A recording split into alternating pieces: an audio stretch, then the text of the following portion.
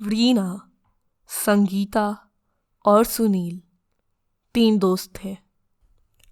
रीना और संगीता एक ही घर में रहते थे रेंट पे, और सुनील उनसे मिलने के लिए कभी कभी आता था। वो संडे का दिन था जिस दिन सुनील उन दोनों से मिलने आया था। वो आया तो दोपहर में था, पर वो वहाँ पे रात तक रुक गया और वो लोग एक मूवी देख रहे थे और तीनों बहुत ही ज़्यादा बोर हो रहे थे। तभी सुनील बोलता है, ऐसा कैसे चलेगा, कितना बोर हो रहा है, किसी का बस कुछ करने के लिए एक्साइटिंग है। फिर रीना हंसती है और बोलती है, हाँ, मेरे पास उसके लिए एक बहुत ही अच्छा प्लान है। क्यों ना हम लोग एलिवेटर गेम खेलें। मैंने इसके बारे में यूट्यूब पे बहुत देखा है और ये बहुत ही ज़्यादा इंटरेस्टिंग है। फिर संगीता बोलती है, हाँ, मैंने भी इसके बारे में सुना है, पर क्या वो करने के लिए अभी सही होगा। फिर रीना बोलती है, मेरे पास एक कॉपी में इसके बारे में पूरा जानकारी लिखा हुआ है, रुको मैं अभी लेके आती हूँ। फिर रीना अपने कमरे से जाकर एक कॉपी लेके आती है और फिर वो पेजेस को टर्न करने लगती है। तभी उसको मिलता है वो पेज और फिर वो खुशी से बोलती है, हाँ, मुझे मिल गया, मुझे लगा कि मैंने उसे गुमा दिया है।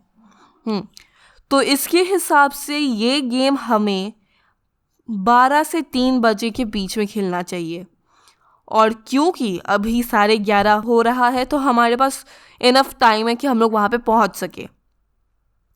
फिर सुनील बोलता है, ठीक है, पर हम लोग इसे करेंगे कहाँ, इस घर में तो एलिवेटर ही नहीं है।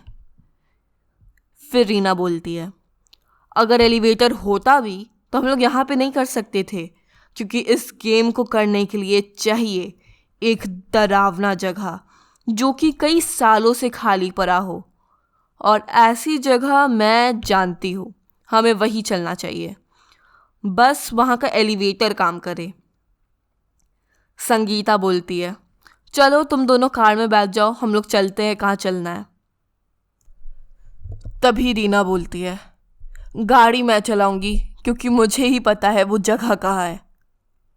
संगीता फिर बोलती है, तुम और गाड़ी चलाओगी, हमें भूत नहीं बनना है, हमें भूत वाला गेम खेलने जाना है। चुपचाप तुम मेरे बाजू में बैठना और डायरेक्शंस बताना। गाड़ी चलाने के लिए गाड़ी चलानी आने भी चाहिए। फिर रीना बोलती है, ठीक है। तभी वो तीनों गाड़ी में बैठ के जाने लगते हैं और रीना संगीता को उस जगह के बारे में बताती है जहाँ उन्हें जाना है। करीबन आधा घंटे के ड्राइव के बाद वो लोग पहुँच जाते हैं अपने लोकेशन, और उनके सामने होता है एक बहुत ही बड़ा बिल्डिंग जो कि पिछले 5-6 सालों से बंद है, और वहाँ पे कोई भी आता जाता नहीं है। लोगों में यह भी अफवाह प्रचलित है कि वहाँ से करीबन 2-3 लोगों ने सुसाइड कर चुका है, इसलिए अब वहाँ पे कोई जाता भी नहीं, ये सोच के कि वो जगह भूत प्रेत आत्माओं से भरी पड़ी होगी।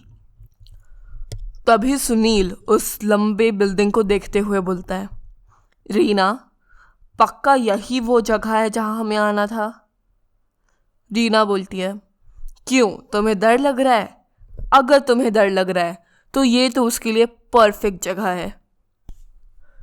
फिर वो लोग अंदर जाके एक एलिवेटर को ढूंढने लगते हैं और उन्हें जल्दी ही एक एलिवेटर मिल भी जाता है। तीनों उस एलिवेटर के सामने जाके खड़े हो जाते हैं। तभी रीना बोलती है, ये लो, मैंने गाड़ी में पेज पे लिख दिया है कि हमें क्या करना है, और मैं बता दूं, इस गेम को सही से करना और सही सही फ्लोर के बटन को प्रेस करना, वरना हादसे हो सकते हैं। तो अगर तुम्हें अपनी जान प्यारी है तो इंस्ट्रक्शंस को अच्छे से फॉलो करना। और हाँ, मैं तो बताना भूल ही गई, हम सबको एक एक करके जाना होगा, यानी हमें इस गेम को 3 बार करना है, और वो भी 3 बजे से पहले, इसलिए ज़्यादा सोचो मत और बताओ सबसे पहले कौन जा रहा है। तभी संगीता बोलती है, रीना रुको रुको, इतने सारी चीज़ों को मैं एक साथ प्रोसेस नहीं कर पा रही हूँ। तुम्हारा कहना है कि हम लोग एक एक करके जाएंगे और हमें इन लिस्ट को फॉलो करनी है। ठीक है, मैं समझ गई, पर पहले मैं तो नहीं जा रही हूँ। देखो, मुझे इस गेम के बारे में उतना आइडिया भी नहीं है, बस मैंने सुना है। सबसे पहले तुम ही जाओ। सुनील भी बोलता है, हाँ हाँ, सबसे पहले तुम ही को जाना चाहिए। तुम बताओ कि इसे कैसे करना है, और तुम इसे बहुत ज़्यादा अच्छे से जानती हो। रीना बोलती है, हाँ, तुम दोनों डरपोक हो। ठीक है, सबसे पहले मैं जाऊंगी और तुम दोनों यहीं पे रहना। बस ये एलिवेटर कहीं ख़राब ना हो जाए। वो उस एलिवेटर को बुलाती है और जैसे ही एलिवेटर का दरवाज़ा खुलता है तो वो अंदर से बहुत ही ज़्यादा गंदा था। पूरे जो दीवार थी उस पे जंग लगी हुई थी। लाइट आधी जल रही थी, आधी बुझी हुई थी, और कोई कोई लाइट तो उसमें फ्लिकर कर रही थी। तभी संगीता पूछती है, ये जगह है क्या? तब रीना बोलती है, पहले तो ये एक अच्छा खासा मॉल था, बट अब लोग इसे भूतों का अड्डा बोलते हैं। और ये जगह मैं दूसरी बार आ रही हूँ। पहले जब मैं आई थी तब ये जगह ऐसी तो नहीं थी, उस समय ये एक मॉल ही था। फिर वो अंदर चले जाती है और लास्ट बार दोनों को देख के बोलती है, इसमें हो सकता है टाइम लग जाए, तुम दोनों यहाँ से मत जाना। फिर रीना अंदर चले जाती है और 4th फ्लोर का बटन दबाती है। 15 मिनट बीत जाते हैं और अब संगीता और सुनील बहुत ही ज़्यादा डर भी रहे थे और बोर भी हो रहे थे और फ्रस्ट्रेटेड और इरिटेटेड। उनको खुद समझ में नहीं आ रहा था वो फील कैसा कर रहे हैं और उन्हें फील कैसा करना चाहिए। वो 15 मिनट उनके लिए सबसे लंबे 15 मिनट थे। तभी 15 मिनट बाद रीना लिफ्ट से बाहर निकलती है और कहती है, देखा, इतना आसान है, और मुझे लगता है ये फेक है, मेरे साथ कुछ हुआ भी नहीं। तभी संगीता एक्साइटमेंट में पूछती है, क्या तुम्हें 5th फ्लोर पे वो औरत मिली? रीना बोलती है, नहीं मिली। ठीक है, तो अब कौन जाएगा? सुनील, तुम चले जाओ। सुनील बोलता है, ठीक है, मैं चलता हूँ। अपने हाथ में पकड़े हुए पेपर को एक बार अच्छे से पढ़ा और वो एलिवेटर के अंदर चले गया और फिर बोलता है, ठीक है, 15 मिनट बाद मिलते हैं। दोनों लड़कियां उसको बाय करके वहीं पे रह गई और तभी सुनील ने 4th फ्लोर का बटन दबाया। 4th फ्लोर वो पहुंच गया। फिर उसने 2nd फ्लोर का बटन दबाया। फिर लिफ्ट नीचे जाने लगी। अब उसने 6th फ्लोर का बटन दबाया और जैसे ही 6th फ्लोर पे दरवाज़ा खुला उसने देखा कि वो जगह बहुत ही ज़्यादा अजीब सा था। उसमें बहुत ही अजीब अजीब से पेंटिंग्स लगे हुए थे और ऐसा लग रहा था कि मानो उसमें खून के धब्बे हैं। तभी वो जल्दी से फिर से 2nd फ्लोर का बटन दबाता है और लिफ्ट फिर से नीचे आ जाती है। फिर वो दबाता है 10th फ्लोर का बटन। तभी लिफ्ट हल्की सी हिलने लगती है। सुनील डर जाता है, वो बहुत ज़्यादा डर जाता है, पर वो फिर भी हिम्मत करके वहीं पे खड़ा रहता है। फिर 5th फ्लोर पे अचानक से लिफ्ट रुक जाती है। सुनील को लगा पता नहीं क्या ये लिफ्ट ख़राब हो गया है, पर लिफ्ट ख़राब नहीं था, ये तो इस गेम का एक हिस्सा था। 5th फ्लोर पे लिफ्ट खुलती है और उसके सामने थी एक औरत।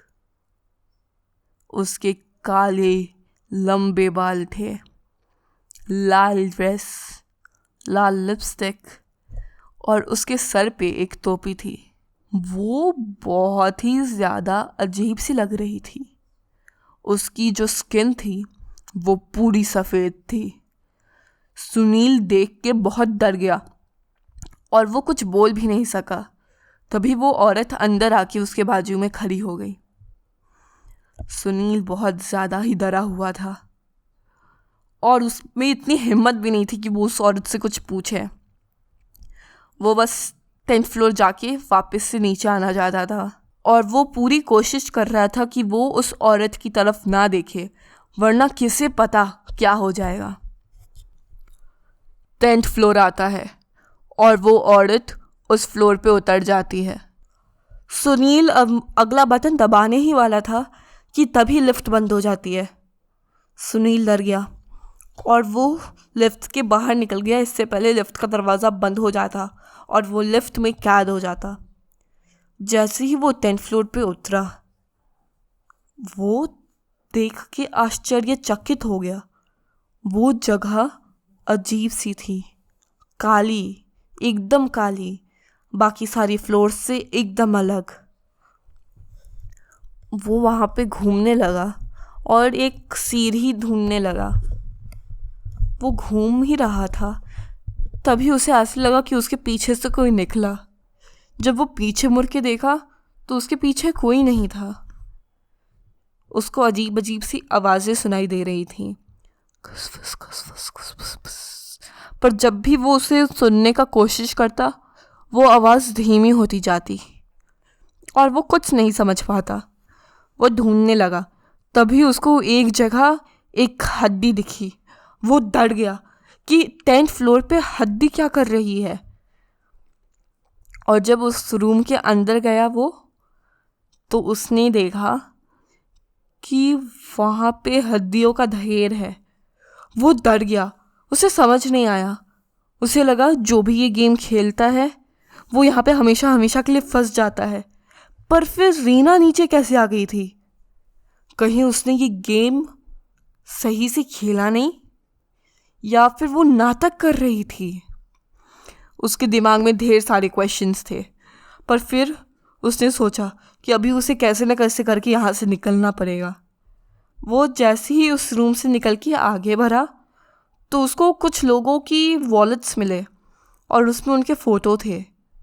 और जब उसने देखा तो उसके अंदर एक नोट था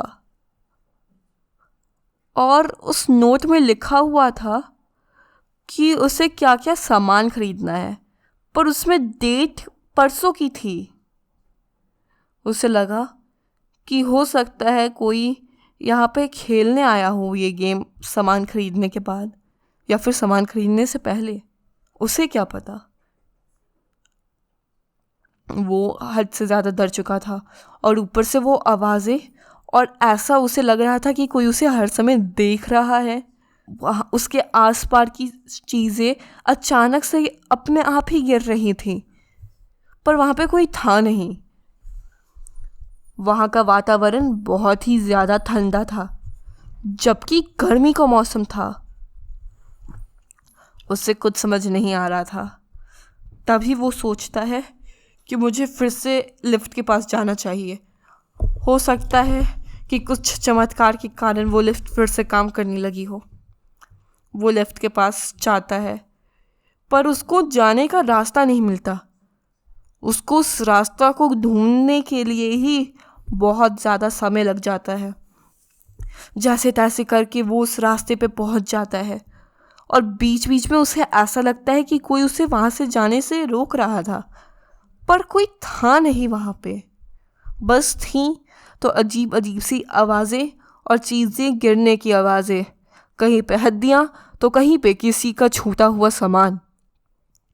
वो उस लिफ्ट के पास पहुँच जाता है और अपने हिलते हुए हाथों से लिफ्ट को बुलाता है। थैंक गॉड लिफ्ट खुल गई, ऐसा सोचते हुए सुनील अंदर घुस जाता है। पर तभी वो औरत लिफ्ट के अंदर वापस घुस जाती है। सुनील पूरी कोशिश कर रहा था कि वो उस औरत को ना देखे और अपने मुंह से एक चीज़ भी ना निकाले।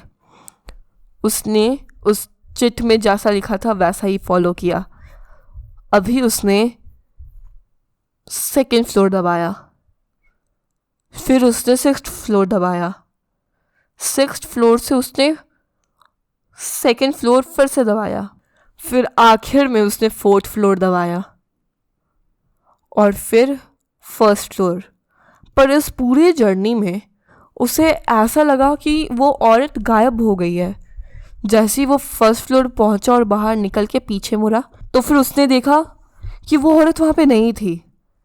और आश्चर्य की बात ये थी कि रीना और संगीता भी वहाँ नहीं थी जहाँ पे उन्हें होना चाहिए था। फर्स्ट फ्लोर के पहुँचने के बाद उन्हें वहीं पे होना चाहिए था क्योंकि उन्होंने अपना गेम फर्स्ट फ्लोर पे शुरू किया था और उन्हें लिफ्ट के सामने खड़ा होना चाहिए था। सुनील को समझ नहीं आ रहा था कि वो क्या करे।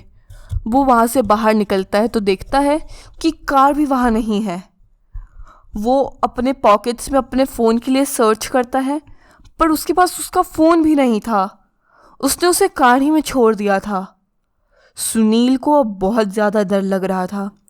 वो एक ऐसे बिल्डिंग के सामने था जहाँ से बहुत सारे लोगों ने सुसाइड कर चुकी है और बहुत सारे लोग गुम भी हो चुके हैं।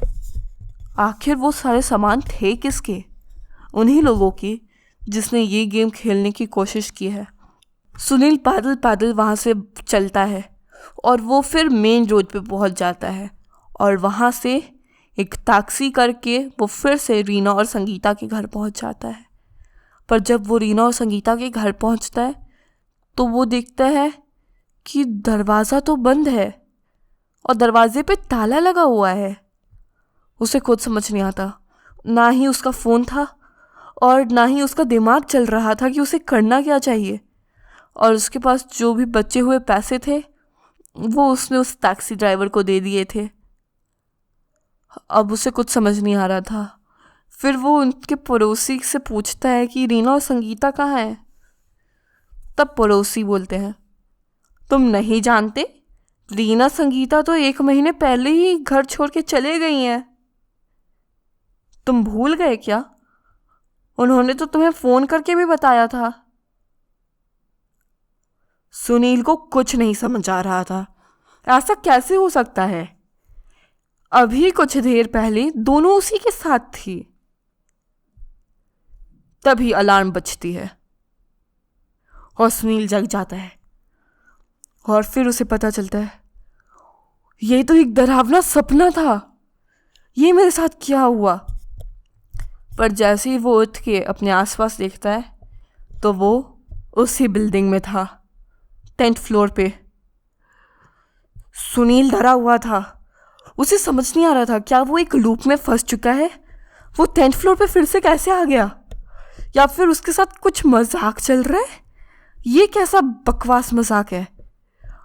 वो लिफ्ट को खोजने लगता है और जैसा कि उसके सपने में था वो लिफ्ट उसी जगह मिली जैसा उसने सपने में देखा था। वो लिफ्ट में घुसा। वो औरत फिर से उस लिफ्ट में आई और उसने वही सारा प्रोसीजर फिर से किया और वो फर्स्ट फ्लोर पे पहुंचा। पर इस बार फर्स्ट फ्लोर पे रीना और संगीता थीं। उन्हें वो देख के बहुत ज़्यादा खुश हो जाता है और बोलने लगता है रीना को, ये कैसा गेम है? तुमने तो बोला तुमको कोई औरत नहीं मिली।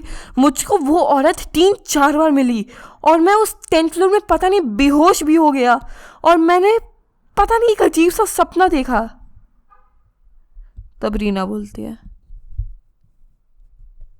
तुम ठीक हो? तुम्हारे सर से खून कैसे निकल रहा है? कहीं तुम गिर तो नहीं गए थे? तभी सुनील अपना सर को चेक करता है तो देखता है कि उसके सर से खून बह रहा है और संगीता और रीना जल्दी से वहाँ से हॉस्पिटल चले जाते हैं। और जैसे ही वो हॉस्पिटल में पहुँचते हैं तो और सुनील एडमिट हो जाता है। फिर 1-2 दिन के बाद सुनील को डिस्चार्ज मिल जाता है और वो रीना और संगीता के घर पहुँचता है और फिर वो रीना से ढेर सारे क्वेश्चंस पूछने लगता है। और फिर रीना सच बताती है कि कैसे उसने वो गेम सही से खेला ही नहीं, कि उसे उतना डर लग रहा था, बस उसे वो एक्सपीरियंस करना था पर खुद नहीं, इसलिए उसने उन दोनों से झूठ बोला। तभी सुनील और संगीता बहुत ज़्यादा गुस्सा हो गए और फिर उन्होंने रीना से दोस्ती तोड़ दी।